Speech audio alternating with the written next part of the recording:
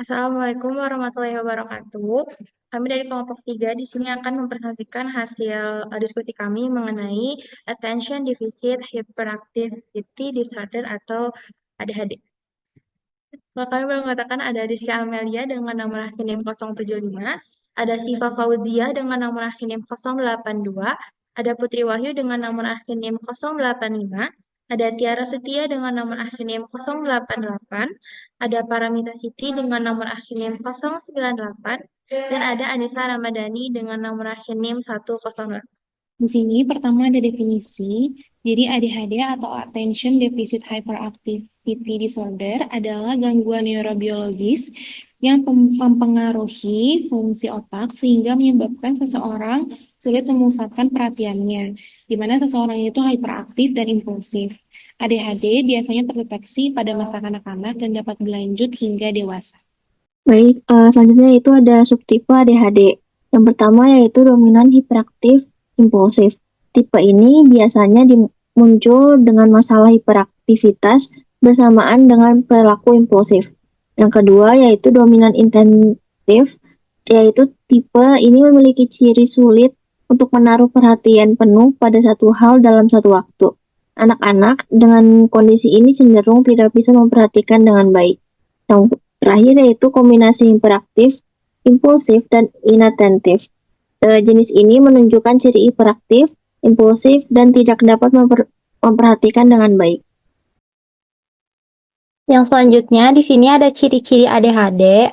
Yang pertama, ciri-ciri pada anak yaitu kesulitan untuk memperhatikan dan tetap teratur.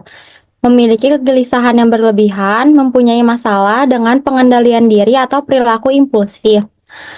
Yang selanjutnya, ciri-ciri ADHD pada remaja. Contohnya ada kesulitan fokus pada tugas sekolah dan memiliki masalah manajemen waktu, sering melupakan barang atau kehilangan barang pribadi, mengalami peningkatan frustasi dan kepekaan emosional. Yang selanjutnya, ciri-ciri ADHD pada dewasa. Memiliki masalah harga diri dan kesejahteraan mental secara keseluruhan. Melakukan penyalahgunaan zat terutama alkohol, mengalami kesulitan dalam hubungan dengan pasangan, keluarga, atau rekan, dan yang terakhir sering mengalami kecelakaan atau cedera. Selanjutnya ada penyebab ADHD. Penyebab ADHD belum diketahui dengan pasti, namun sejumlah penelitian menunjukkan bahwa ADHD terjadi akibat kombinasi dari faktor-faktor berikut.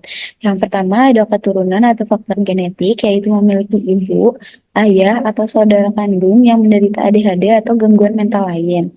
Yang kedua ada kelahiran prematur, yaitu lahir sebelum usia kehamilan 37 minggu. Yang ketiga ada kelainan pada struktur atau fungsi otak. Yang keempat ada kerusakan otak sewaktu dalam kandungan.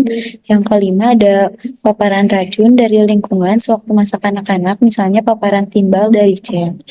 Anak juga lebih beresiko menderita ADHD bila ibunya menyalahgunakan nafsa, mengonsumsi minuman beralkohol, atau merokok selama masa kehamilan. Resiko yang sama juga dapat terjadi pada anak yang ibunya mengalami stres saat hamil. Ya, di sini ada penanganan ADHD. Yang pertama itu ada obat-obatan.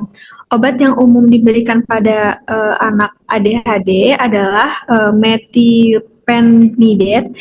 Obat ini bekerja dengan cara menyeimbangkan kadar senyawa kimia di otak. Dengan begitu, gejala ADHD dapat mereda. Terus yang kedua ada psikoterapi, di mana jenis psikoterapi yang bisa menjadi pilihan adalah terapi perilaku kognitif atau Cognitive Behavioral Therapy atau CBT. Terapi perilaku kognitif ini bertujuan untuk membantu pasien mengubah pola pikir dan perilaku saat menghadapi masalah atau situasi tertentu. Yang kedua ada terapi psikoedukasi, yaitu pasien akan diajak untuk berbagi cerita dalam terapi ini. Misalnya kesulitan mereka dalam mengatasi gejala dari terapi ini. Diharapkan pasien dapat menemukan cara yang paling sesuai untuk mengatasi gejala tersebut. Yang terakhir ada terapi interaksi sosial, di mana jenis terapis ini dapat membantu pasien untuk memahami perilaku sosial yang layak dalam situasi tertentu. Sekian dari kelompok kami untuk presentasinya hari ini. Wassalamualaikum warahmatullahi wabarakatuh.